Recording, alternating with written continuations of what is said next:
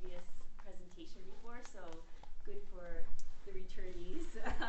But I just want to go over a little bit about sort of what this class is and the presentation, and sort of do a sort of introduction. But before I do that, I want to just go around and have everybody introduce themselves. And we'll start with Joy. Hi, my name is Joy Hong. I'm Jeff Mayhem. I'm Justice Buell-Brennan. I'm Michelle Zhang. I'm Shilpa Santosh. I'm Khalil Bojang. I'm Alicia Connor. I'm Jerry Hurdy. Gregory Davis. I'm Jenny Frankel. Barb Biondo. Susanna Hanson. Ken Gilbert. Great, thank you.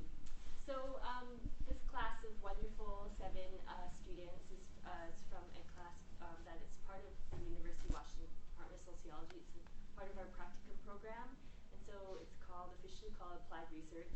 And the goal of this class is to really apply a lot of the learnings and the classes that my students have taken before this class, a theory course or methods course, and really apply it to a real research project, both that has implications in the real world, like Rainier Beach, but also implications to learn how to work together. So one of the things is a collaborative project, which is a new thing for a lot of the students, and definitely collaborative from beginning to end, not just sort of one-time kind of small group things.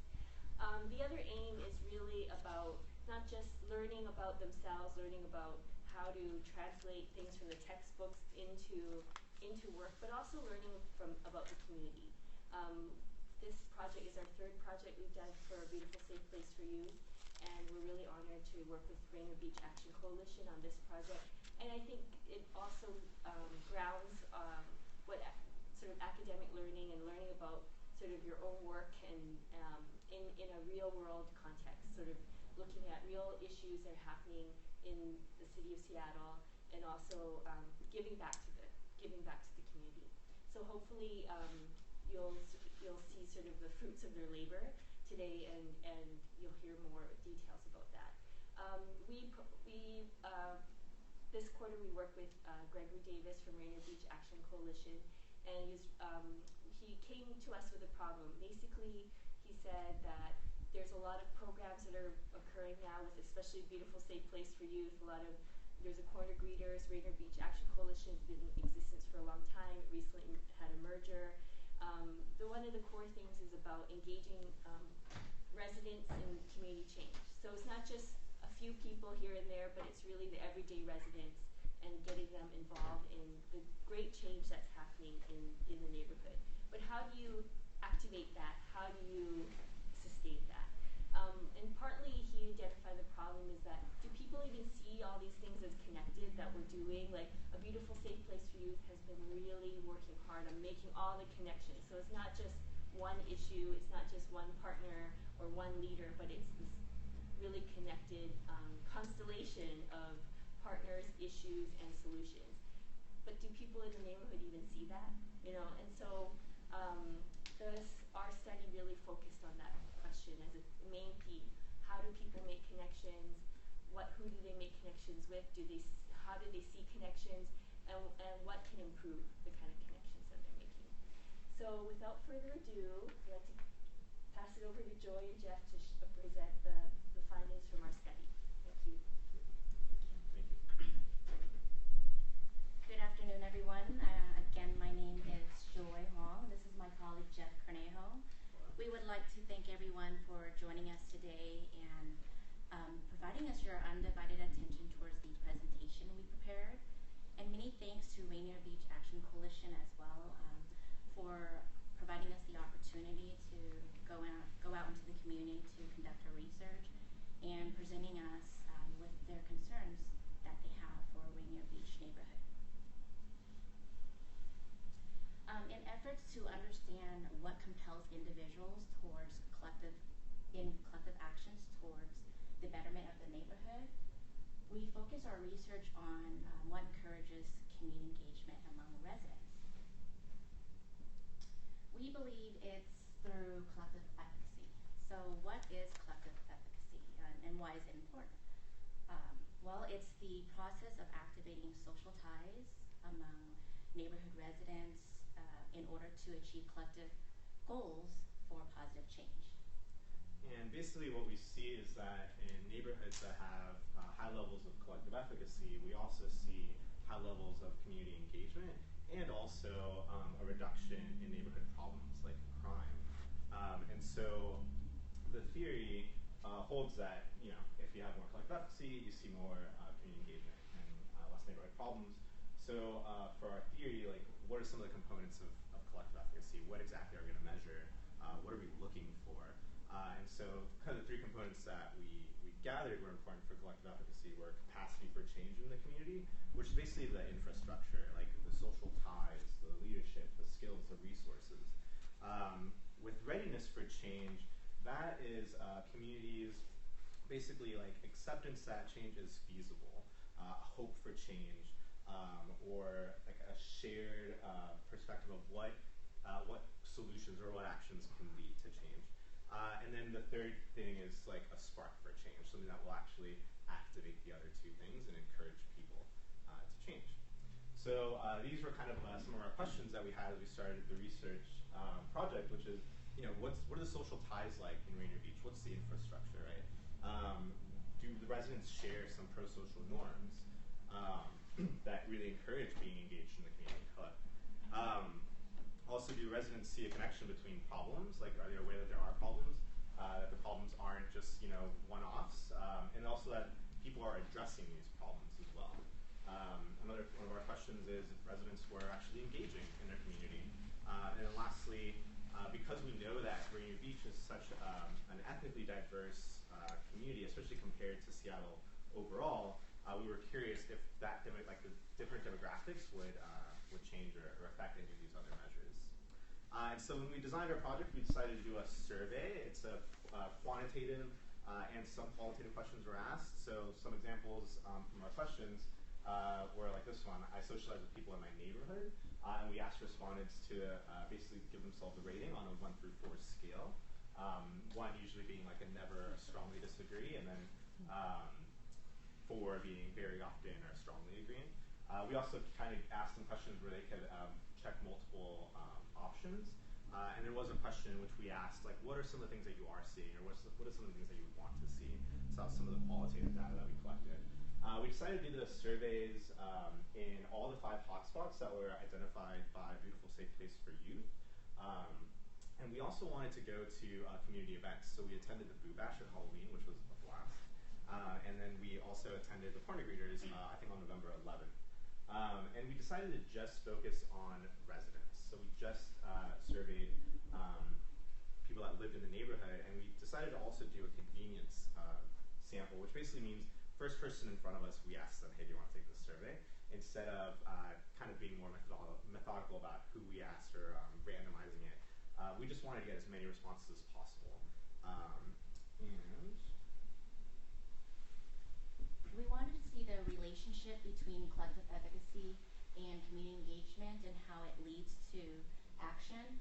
So we measured collective efficacy among the 3 components here: capacity, readiness, and spark. We see social ties as the neighborhood's capacity towards action. So we asked residents questions such as, do they see their neighborhood as a sociable neighborhood?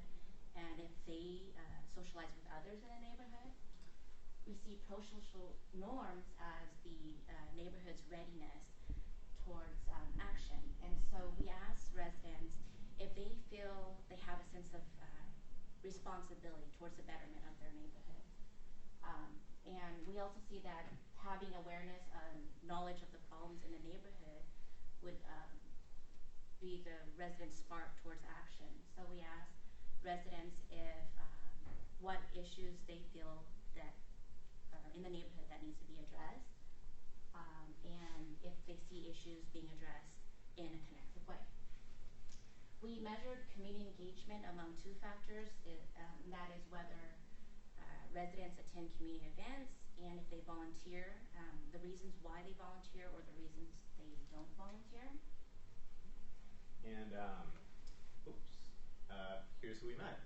We ended up surveying 102 residents at Rainier Beach.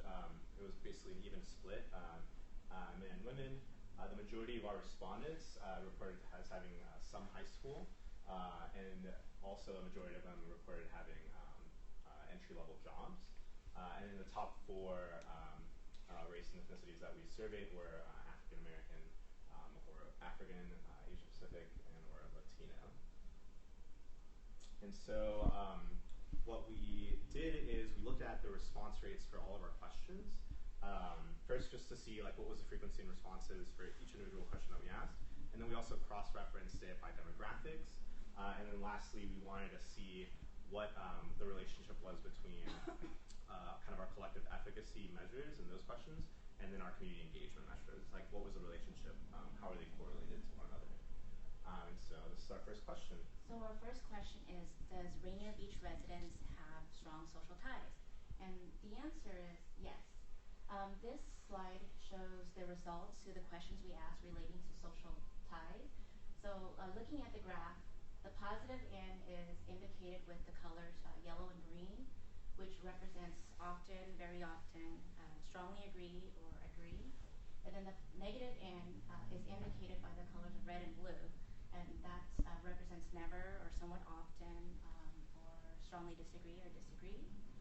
What we found is that 60% of the residents feel that their neighborhood is a sociable neighborhood.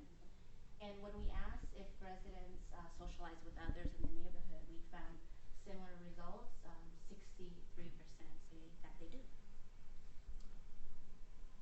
We also asked residents if they socialize with others in the neighborhood of the same race and ethnic background. We assume since Rainier Beach is a diverse population, that folks would tend to socialize with those that are of similar race and background to them. But what we found is that it's fairly split even, and so it's a good indicator that the neighborhood is not racially segregated. We also asked how residents hear about community events, and a majority of them responded that they hear of events from family, friends, and their neighbors. So our second question was, do residents share social norms that promote community engagement? And spoiler alert, the answer is yes. These are some of the three questions that we asked, and as you can see, 82% of the respondents say that they have a responsibility for the neighborhood. And then if you look at this bottom chart, 89% said that they would volunteer if they knew that their efforts would lead to positive change. But just over half said that they know that the community comes together to address a problem. So not so much with knowing that the community comes together to address an issue, but strong majority saying that they feel responsible for the neighborhood and that they would volunteer if they knew that it would lead to positive change. And then when we asked respondents why they volunteered, again, they have strong pro-social reasons for doing it. Like, I feel there's a need for improvements and it's making Rainier Beach better. Whereas when we asked people that reasons why they don't volunteer, it was logistical reasons. Basically, it doesn't work with their schedules, or they just aren't aware of the need, as opposed to having non-pro-social reasons for not volunteering. And then, do residents see a connection between problems in the area, and in turn, do they see problems being addressed in a connected way? And yeah, right. 80% of our respondents, so the second bar, said that if one problem in the neighborhood gets solved, it will lead to solving other problems. So they believe in this domino effect. And then 69% of our respondents see these issues being addressed in a connected way. But just over half said that they do see issues being addressed in the community. So respondents are aware that problems are connected. Respondents are aware that community events are addressing these issues in a connected way, but not as many see the issues actually being addressed. So we wanted to see if residents are engaged in the community through either attending events or volunteering. And so this slide is the results of the question we asked relating to community engagement. What we found is that less than half of residents say they attend events, and it's similar when we ask if they volunteer. Also, same results, less than half volunteer. Our fifth question is, are there any demographic differences? And so what we did is we analyzed all our questions and by demographics, and what we found is that there are more similarities than there are significant differences. However, we will highlight two among community engagement and volunteering. So this graph compares immigrants to U.S. born. We see that 55% of immigrants attend community events compared to the 39% of those who are of U.S. born. And when we looked at volunteering by race and ethnicity, a good majority of those who volunteer are of the Asian American Pacific Islander at 59%. However, this might be a result of those who volunteer within this racial group are students and service workers. Students are more obligated to volunteer in the neighborhood because of a graduation requirement. And we define service workers as those who work in the community, such as a nonprofit organization providing community service. And so these two groups are more self-selecting towards volunteer work. And those are the, of our respondents that were Asian American Pacific Islander, the majority of them were students, or like were what we categorized as service workers. So that's why like you see that big jump of 59%. So we realize that that's just kind of a bit of a sample showing us this result. So how much does collective efficacy influence community engagement? So we like hypothesize that in neighborhoods that have high collective efficacy, if like you see in Rainier Beach that there are strong social ties, strong social norms, and an awareness of the community problems, then we should also see a high level of community engagement, right? That was just kind of our hypothesis. And so what we did is we looked at all the responses to our collective efficacy measures, and then saw like what was the correlation mathematically to our two questions about community engagement. And so what we found was that, yeah, there is a positive relationship between all of our measures for collective efficacy and our measures for community engagement. But what we found most interesting was that when it came to the questions that had to do with the perceptions of others, like I see people in the neighborhood socialize with each other, or I know when there's a problem facing Rainier Beach, the community comes together to address it. So questions that had to do with the perceptions of what others in the community were doing were more strongly related or more positively related to attending community events than were our questions about the individual, how they saw themselves within the community. We did see some positive relationships with volunteering, but they weren't as strong. Like when you compared the numbers, really it was like these questions, when it relates to community events, attending those, that was what was most strong. And so knowing all this, what we see is the community has like moderate to high levels of collective efficacy, right? They share strong pro-social ties. They've shared pro-social norms. They're aware of the problems, how they're connected, who's addressing them. But we're seeing less people, like less than half of our samples, said that they volunteered or that they attended community events.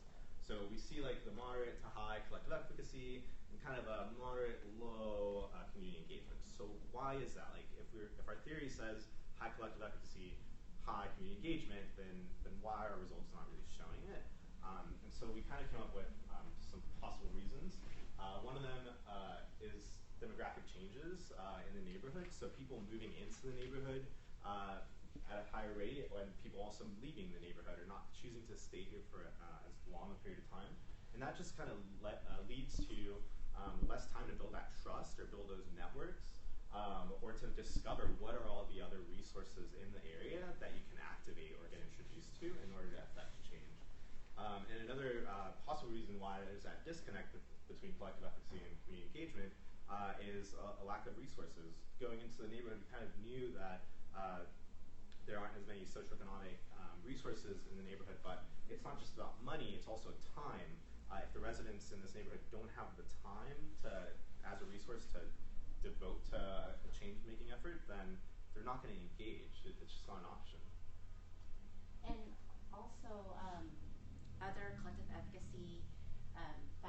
consider measuring for future studies are trust, identity, and leadership among community members.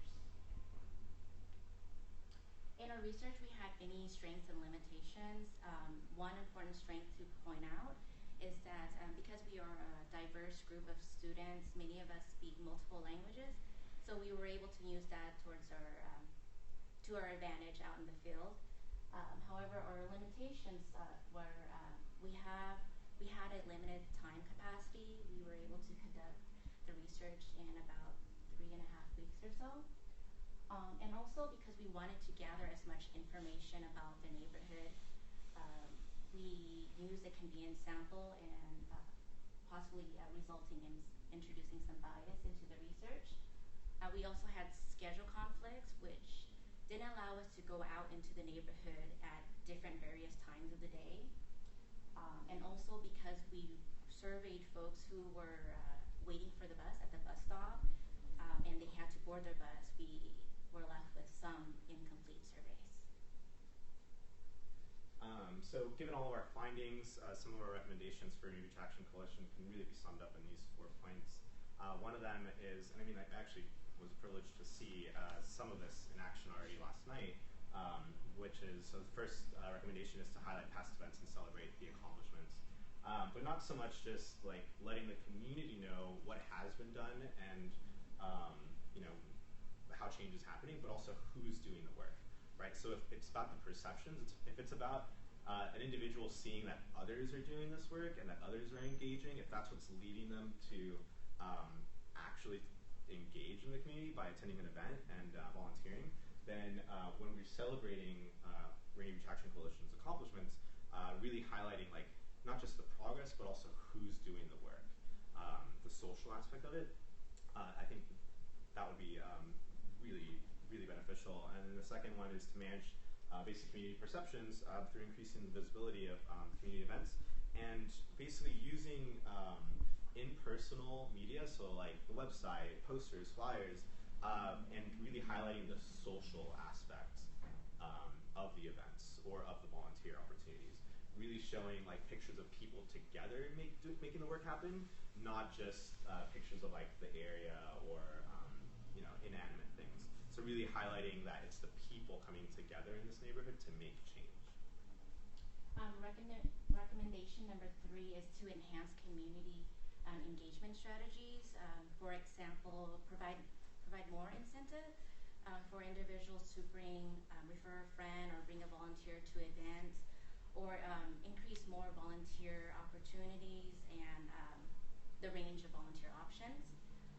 Number 4 is to brand the Rainier Beach Action Coalition as a leading organization, so promoting more visibility towards the organization so that it is more, allows for more recognition of the programs and events and the organization. Yeah, we think the timing is just right. I mean, we know that the organization is a merger of these 2 other organizations, and that's still kind of new, but I think like timing is in your favor as an organization to say, like, we are Rainier Beach Action Coalition, this is what we've done, this is what we want to do, and we do it with the help of other people in the community. I think the timing is just perfect for that. So we really want to thank all of you, Manshi, Gregory Davis, for all the guidance and the help. We'll Safe Place for Use for the resources. And we're happy to ask you some questions or answer some questions. I would like to invite the rest of my team on the floor now for some Q&A.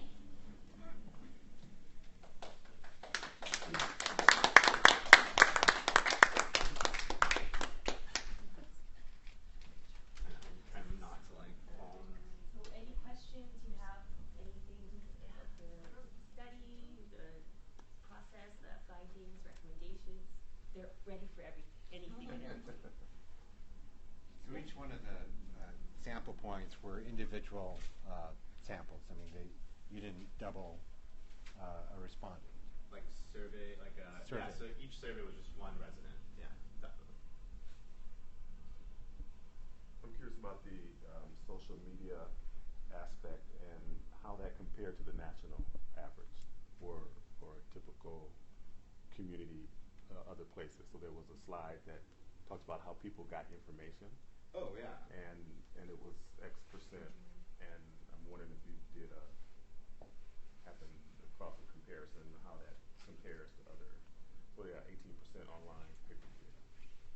Is that a high number, low number compared to other neighbors, communities? Yeah, I don't think we cross-referenced like how other people or anyone else in Seattle how they find out information about events. I know through other work like my job that for our organization word of mouth is kind of like the primary way. We get a lot less traffic from our website or from Facebook. There's still really helpful tools, but just because of like the different generations and the different ways in which they're adapting to the technology, it's kind of hard to say like, yes, it's all about Facebook, use that, because we see that some generations are using Facebook more than others, and it's not necessarily an age thing. Sometimes things fall out of favor. But I do know, at least for my organization, that word of mouth thing is still really important, and it's still kind of a big way in which people find out the news or find out about neighborhood events. But no, that's actually an opportunity that we should, we'll get back to you with that question. There's a strategy we're embracing, as evidenced by the fact that we're periscoping the session today, and just looking for some insight to how well we might be doing, where some opportunities are. I can add is that, I mean, of course, like you have all these young people, they're fully immersed in online social media. I think one of the suggestions that we talked about in class was about if you're going to use something like Facebook, then it's more like those event tools where people can see others in their network are attending. So like using the online tool, but then socializing it a little bit more, right? So you see, oh, there's 100 people attending, and like I know 20 of them, right? It's just, I mean, we do it all naturally in our own, oh, you're going, okay, I'll be there, right? But kind of doing it more in person, but also online as well. So kind of using those tools as that kind of general theme around being more social. Didn't we get some responses, or some respondents telling us that they didn't like even own a computer as well? I'll add on to that. So basically, I spoke with a few respondents saying that they don't own like computers or any access to media. They have to go to a library or something like that. So just taking that into consideration, I think, would be good for future. Well, I was just interested in the same question, but from the age and demographic breakout, because this is what we all struggle with, is trying to get the attention of the community, bring them out to our events and activities. Do you guys have a graph on that, by any chance? About age and ethnic and racial breakout on that same question about how people are hearing about events, because we know a lot of the partners that we've worked with on this project don't have computers yet. They go to the library, but we just want to know the avenues that, so it'd be, I think, helpful to know that. I mean, if you give us more time, we could easily code this data, just because there's multiple pieces to each of these.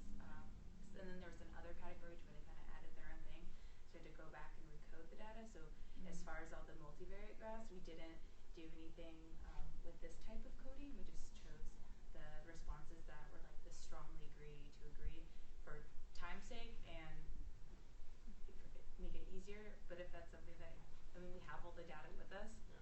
That's something that if you were willing to give us more time, we could look into that.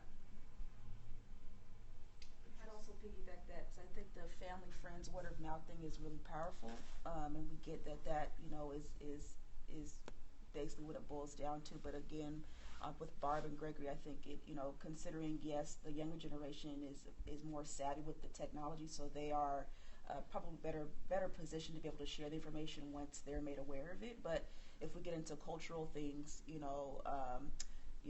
quote unquote say so, right? Like we're gonna go to this event, that might come from the older folks as opposed to the youth. So just thinking about if we're going to use this information to change our strategy and socialize things, there may be we may have to tailor it, right? Per culturally or generationally, just depending upon whatever the numbers say, who's actually making the decisions via word of mouth, right? Because it might come from, the niece or nephew, but is it the mom, the father, the grandfather that's actually making the decision as to whether or not you're going to attend the event or volunteer or contribute in any other kind of way? Another spin you could make on this is by people learning about community events by their neighborhoods and family and friends means that the neighborhood's doing pretty well. So that they don't have to rely on media, but you actually have a fairly there's some sense of efficacy there. So one of the things that, right, so the theory of collective efficacy does is that, right, high levels of collective efficacy, high community engagement, and reduction in crime. And even though we didn't necessarily decide to study the reduction in crime part or the neighborhood problems part, and even though the majority of our respondents said that like crime and public safety was an issue in the neighborhood, we know, luckily because of yesterday's presentation, that crime has been reduced in Rainier Beach. So like even though we didn't study how collective efficacy affected that aspect of the neighborhood, I mean, other data is showing that there has been some reduction. And if our respondents are saying that they do have some collective efficacy, then I think everything's moving in the right direction. You know, people aren't isolated. They're not feeling overwhelmed by the problems in the neighborhood. You know, they're not ethnically segregating themselves. They're not, you know, being exclusive. So I think all of that is pointing like the needle's moving in the right direction. I mean, there are a lot more questions that we could ask. I'd love to continue researching here, but. What made you land on attending events and volunteering as your measurement for community engagement? Okay, so we chose attending events and volunteering as our measures because that's kind of what we saw people in the community would be doing. Like opposed, let's say, for example, if people would be attending like protest rallies, then we would have done that. But we saw our community more as attending these community events that were, I guess, the focus was towards that, getting people to come out and voice their opinions. So I guess that's kind of why we were more lenient to like analyze that data. I mean, so our client, Rainier Beach Action Coalition, those are the two things that we saw a lot of, like come to this town hall, come to this event, or there's this volunteer for corner greeters, that kind of stuff. So we felt that that was a little bit more relevant to the neighborhood and to our client or the organization. But yeah, I mean, community engagement could have been a number of things: registering to vote, writing to your congressman, anything like that. I mean, it would be interesting to see how that is also happening in Rainier Beach. But I guess with our client in mind, what we saw when we kind of were studying the neighborhood, we thought that volunteering and like attending events were a little bit more relevant. Thanks. Did you ask yet? No, well, I just, if I understand correctly, you surveyed at one of the corner greeter events. Was it at Light Rail? The Light Rail Yes. station? And then you went to the Boo Bash and then at Town Hall. So, and you probably know this background about the Rainier Beach, a Beautiful Safe Place for Youth project, but one of our strategies is very intentionally to be out in these locations that are hot spots and have been for some time, some of them going back 20 years, to activate the spaces.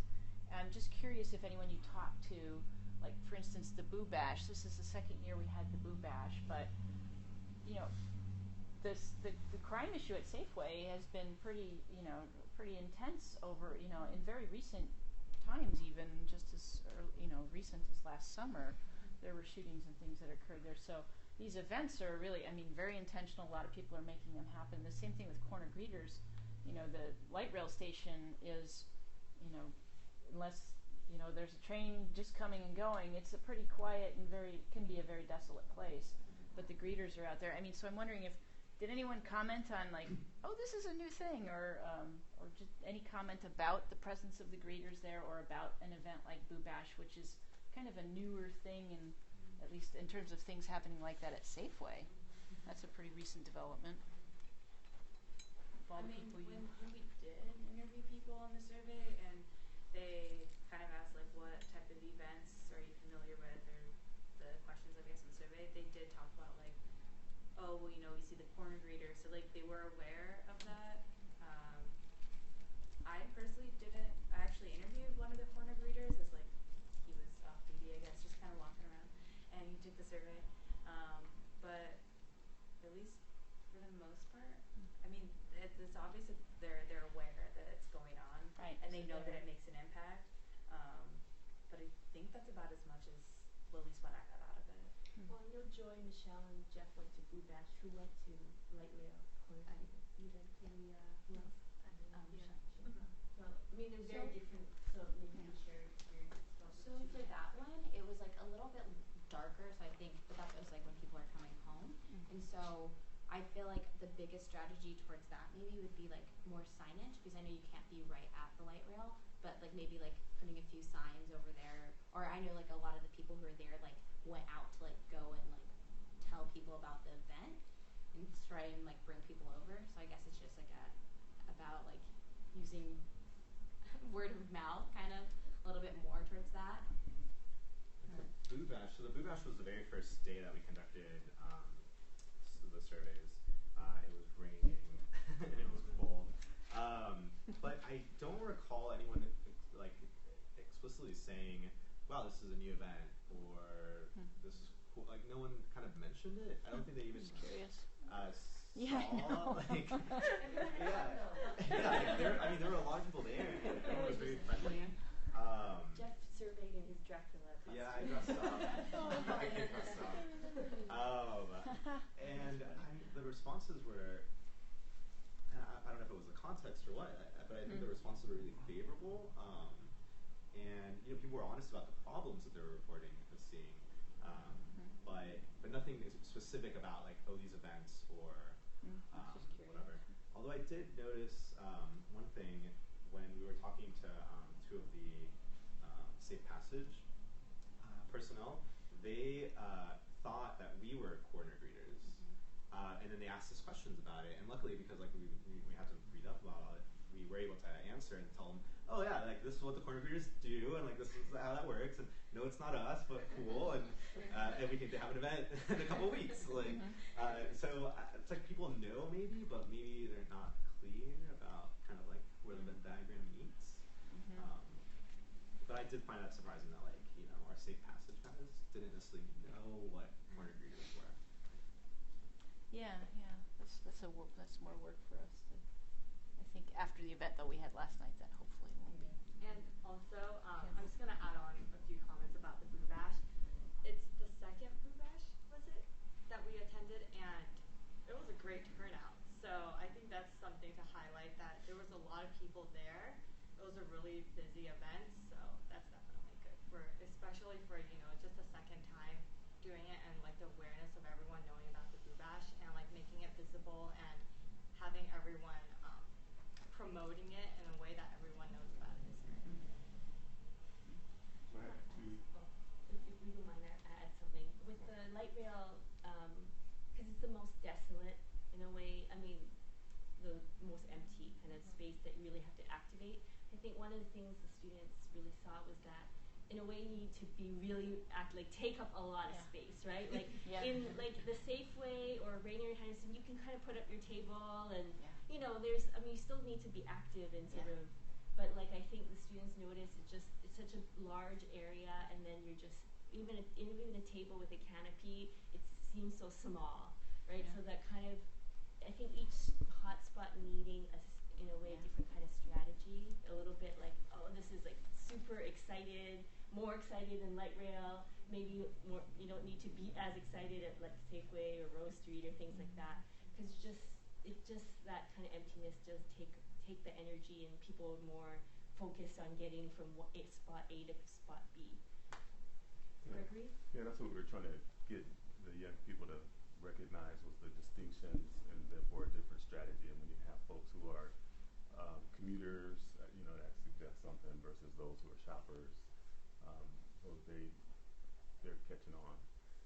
So two questions. One is in regard to the volunteering. Curious if you've got any insight in terms of people's references to their schedules being limited. We're kind of into the soundbite kind of a era now, so I'd like to have each of you, if you could craft a newspaper headline as a descriptor of the Rainier Beach neighborhood based on what you kind of learned, what would that headline be?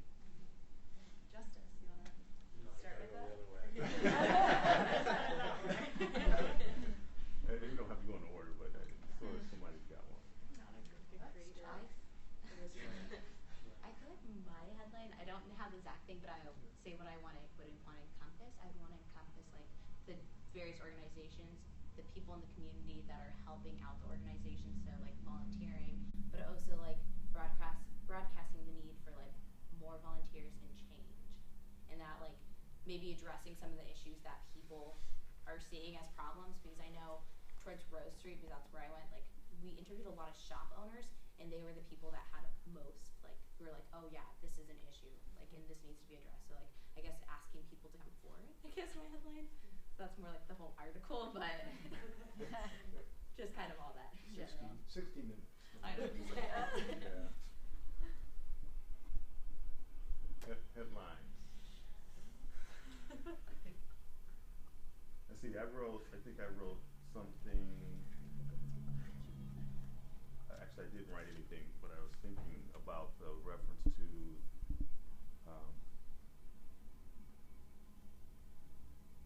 when you made reference to, you know, high social ties moves neighborhood to positive change, you know, something like that.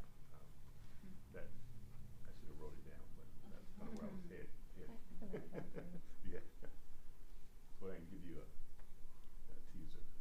He's still waiting for it. Actually, Right. He's not gonna let it go. Yeah. He's not gonna let it go. I mean, I guess so. Are we? I'm assuming that we're still trying to spark or inspire engagement, right? So the headline can't necessarily just be, "Yay, we're changing." It has to be a call to action, I guess. So I'm just trying to think something short that would be a call to action. We're making change happen. Join us. Or Rain Beach Action Coalition is affecting change. Be part of it. The time is now.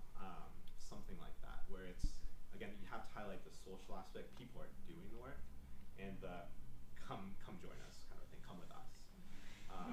So any ideas, you guys? So another element in there is, yeah, something probably less organization oriented, but more neighborhood oriented, that relates to an external perception that previously has been less than stellar, but knowing different from your experience that there's more there than typically is known. So it's more from that kind of that neighborhood standpoint. I know that we were pleasantly surprised to find out that some of the respondents that we initially thought like, oh, this person's going to give us a lot of negative comments, or like they're not going to want to talk to us or whatever, they were actually some of the friendliest and most pro-social respondents that we saw. You know, the problem with a convenience sample is that, you know, you're supposed to just ask the first person that you see, but sometimes if you're intimidated by that person, you don't, right? Whereas when it's more methodical, you just, like, no matter who it is, you know, they're the fifth person, so you ask them. So there were times where, you know, one of us maybe felt insecure or didn't want to approach someone, but then another person did, and every time that happened, or we scared them off a couple times. But every time we captured those respondents, we were really surprised. Like in our comments, it was always like, "Whoa, I was not expecting that they would answer in that way." And so I don't know. Yeah, it's conducting the survey was amazing, and I know that there's a lot of potential in this neighborhood to connect everyone and enjoy that diversity. So what was your social bias and feeling that you were threatened? So like, I don't know. Do you guys want to? I mean, like, as a woman, like, we're all gonna have some problems walking up to men and asking questions. I mean, that's just how it's gonna be.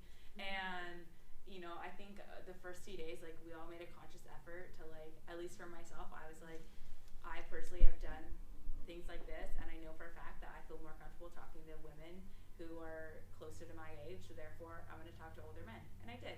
And I got asked out a few times, but once you get past that, you just kind of go through it, and I think we all just kind of, you have a few awkward people, and then you get by that, and then I think the first few times were definitely like trial and error, but I think we definitely hit our stride after like the first week or so. So each questionnaire was an individual? Did you ever approach people as pairs? Yeah, so we always went in pairs. We didn't go alone. Usually, so like we went by Washington Apartments. Yeah, like Washington Apartments. Yeah. And so there was kind of that half circle where everyone was kind of sitting, so we all just kind of scattered around and just kind of found people. But we all were in the same hotspot together, like keeping an eye on each other, because it does get dark. It's winter. So we went in pairs, and I think sometimes too, I think at one time I was talking to a gentleman and he couldn't read, so I had to read out loud, and then I had the other person write down his answers for me. So, and then we also made like a Spanish survey, so the people who didn't speak English well enough or they didn't read English well enough, and they were able to read that as well. So we had multiple ways for them to do the survey. We actually too, we ran into some interesting things outside of Safeway. I was pretty apprehensive going into it, just because I'm really extroverted with like people I know, but I'm really shy when it comes to people I don't know. So going out and interviewing the first time was really it was different. And we went outside right outside Safeway, and I went with these two, and Jeff's very comfortable with it. And there was a good crowding of probably like 7 or 8 people around the liquor store and everything. And so I was like, I don't know. And Jeff was like, let's just go ask him. And I was like, I don't really know. And yeah, and he was like, he just walked right up and to him and was like, do you want to do an interview? Do you want to do an interview? Do you want to do an interview? And so, I mean, yeah, there's that kind of thing. Like, I was generally just like, it was a mixture of things, but just the fear of like rejection too, of like going up to somebody and being like, no, I don't have time for that. And then it was scary, but I think it's good at balancing each other out. We had some people that were really good at going up to anybody and everybody, not as comfortable. And in that incident specifically, like, so Michelle and I conducted some interviews there, and it's because the Safeway wanted to respect the business, so we didn't survey inside. So, and then outside, it was really difficult to see people, like, just stop them, and it was kind of empty. But there was a lot of action by the liquor store, and not everyone, but the majority were, you could smell that they had been enjoying some of the products from it. And so, I mean, it was, as much as I was courageous about, like, there's where the people are, let's go ask them questions, I was still like, oh, this could get ugly. Like, I don't know, I just don't know how this can go. Yeah. And it went well. Yeah. That was my initial fear. And I think one of the people, like you said, I think Michelle interviewed one of the people we thought, like, it would be total, like, either rejection or just no way answer. There was really optimistic answers. He knew about the neighborhood and everything and had a good outlook. Yeah, and that was like what we pointed out when there were some interviews where we were really surprised. And so for that instance, when I kind of like thought that they wouldn't be interested, but he was one of the people that knew the most about the community. He knew about the corner greeters. He knew about events. He said he attended events, and he thanked us afterwards for doing the surveys. So yeah, it was just really nice. Well, I want to get back to Gregory's question too, but I was just wondering if any of you are from South Seattle or had a connection to this neighborhood before this project, and kind of wanting to know what your perception was of Rainier Beach prior to being here, and then what it is now, as you've spent some time in the neighborhood. I think I'm the only one who did, and it's because, or did you as well? Okay. So I had previously volunteered at Rainier Beach High School, so I tutored there, like in their after-school program. So that was my connection. And so originally coming in, like I told my friends, because I tried to get some people to volunteer with me, and they're like, "You're going there?" And I was like, "What do you mean?" They're like, "Do not like really know." And they're like, "Oh, that's like a very diverse place," and like so they told me it was like the Compton of Seattle. So I was like originally like very scared, and I was like, "Wait, what?" I'm like. So, but then, like, coming into, like, the high school, it's kind of just like any other high school. Like, being in the area, like, I don't feel any different. Like, there's a few more, like, different, like, I guess, race-wise, it's, like, way more diverse. So that was, like, something new to me. But it's not something that made me feel uncomfortable or anything like that. So, I didn't hold up to the stereotypes for me personally. I would say, too, I didn't have, like, the recent exposure that she had at this age and everything. But I grew up I played youth football in Eastside Tacoma. And we played against Rainier Beach's youth football team, and I did that from 4th through 8th grade. So we knew like the community and everything, and we'd come up here and play the games and everything. And I had friends that were up here and everything. And when I was about in like preschool through 1st grade, I went to a private low-income school, Zion Preparatory Academy, that was in the area over there. And I knew a lot of kids that lived in Rainier Beach or played against me later on in life and everything through the Rainier Beach community. So I knew like the people and everything that like we're going to be in Rainier Beach, and it never was like scary for me or anything like that. I was never fearful. I knew like the Rainier Beach stigma that some people outside of Rainier Beach had was overplayed and a little bit stereotypical maybe. So, and it was good. It was good exposure though. So, Yeah. might you say one of those headlines could be Rainier Beach stigma overplayed? Yeah.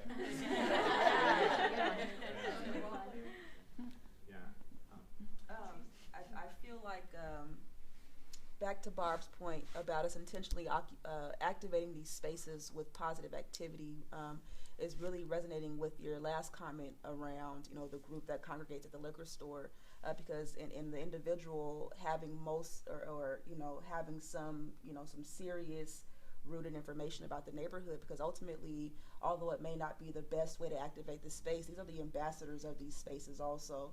And so a lot of the work that we do is intended to also engage them and not have it seem off-putting for them ultimately, because using the word them is kind of is messing with me, right? But these are community members, and so so us knowing like how to reach folks through what avenues and what the message is matters, because you're absolutely right, it is a call to action.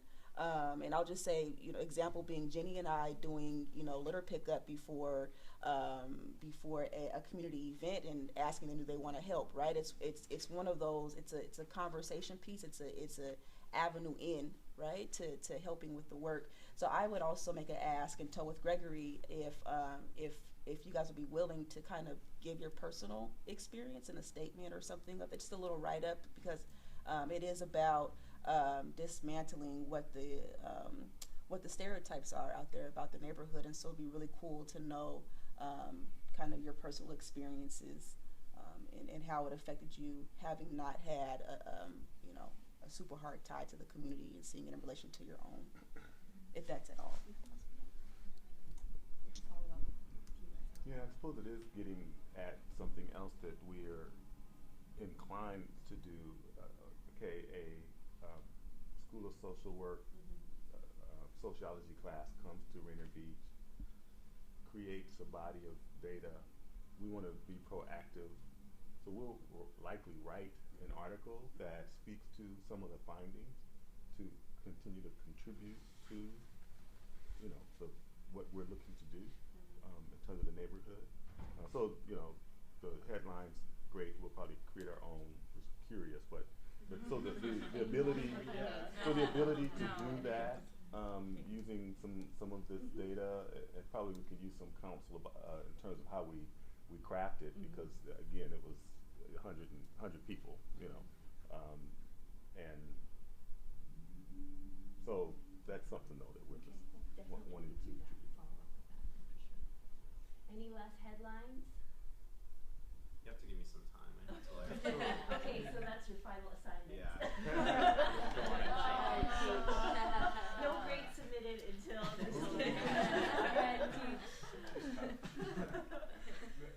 make one observation. One of the issues about volunteering and being community involved is time.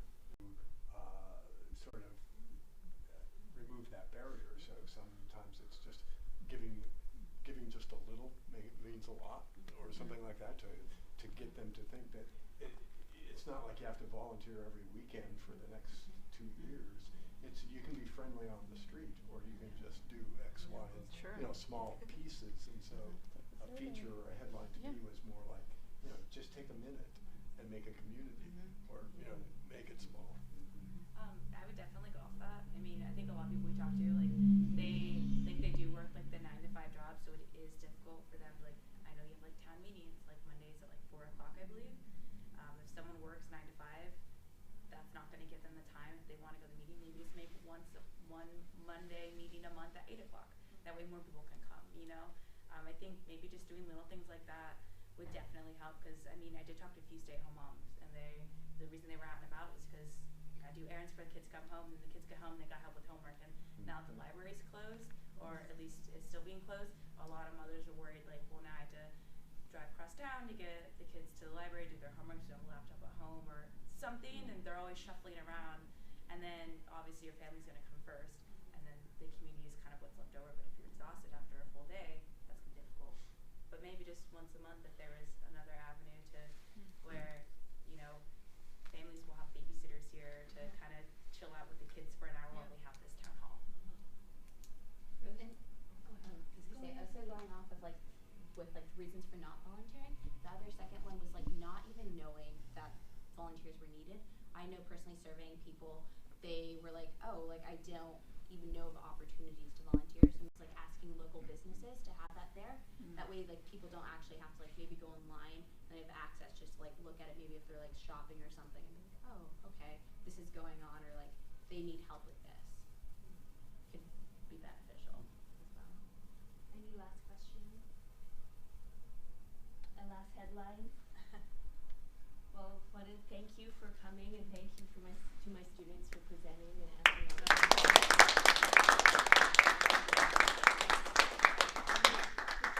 We definitely will follow up with some of the questions that you had that we weren't able to answer, and then I'll be in touch around getting some statements from the students to help with the the work after.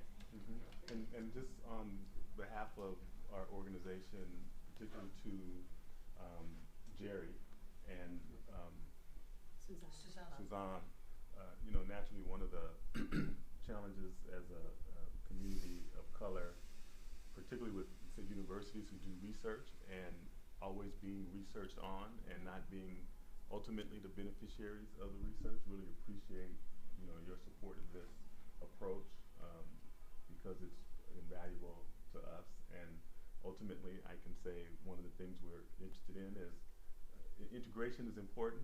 We talk to the city about it from when we get approached by different departments on one hand and this hand.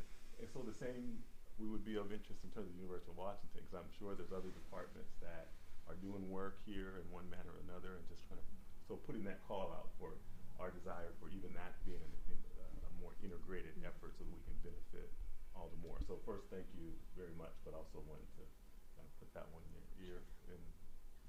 And of course, Nancy, thank you very much.